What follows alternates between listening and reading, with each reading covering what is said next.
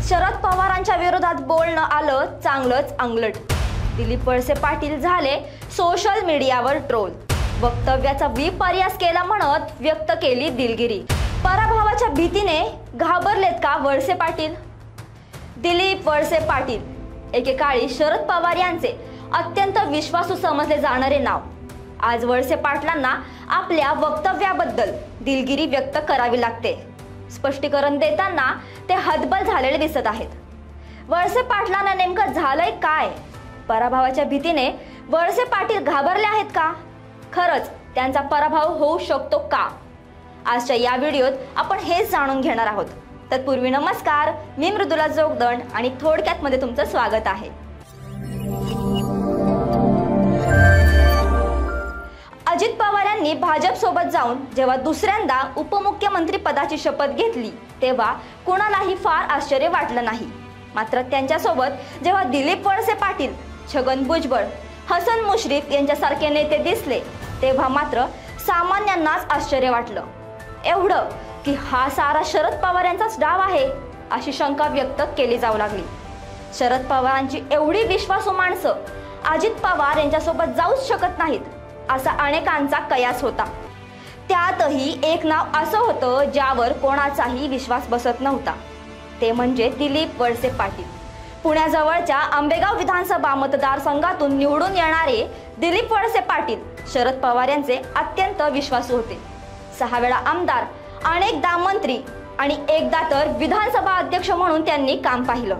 असा नेता शरद पवारांसोबत दगाबाजी करून अजित पवार यांच्यासोबत गेला, यामुळे एकच चर्चा झाली। वातावरण शांत झालंय असं वाटत असतानाच दिलीप वळसे पाटील यांनी एक वक्तव्य केलंय ज्यामुळे महाराष्ट्राच्या राजकारणात त्यांची पुन्हा एकदा चर्चा सुरू झाली आहे। नेमकं काय म्हणाले दिलीप वळसे पाटील पाहूयात। नवी दिल्लीमध्ये अरविंद केजरीवाल आणि पश्चिम बंगालमध्ये ममता बॅनर्जी यांनी स्वबळावर सत्ता आणली, मात्र महाराष्ट्रात शरद पवार यांना कधीच स्वबळावर सत्ता आणता आली नाही। आपले नेते उत्तुंग असताना दरवेळी आपले 60 ते 70 आमदार निवडून येतात आणि आपल्याला कोणासोबत तरी आघाडी करावी लागते। भाजप सोबत जाण्याचा निर्णय अजित पवार किंवा माझ्या एकट्याचा नव्हता, तर पक्षातील बहुतांश आमदारांचा होता। त्यांच्यासोबत गेलो म्हणजे भारतीय जनता पक्षात गेलो असं नाही।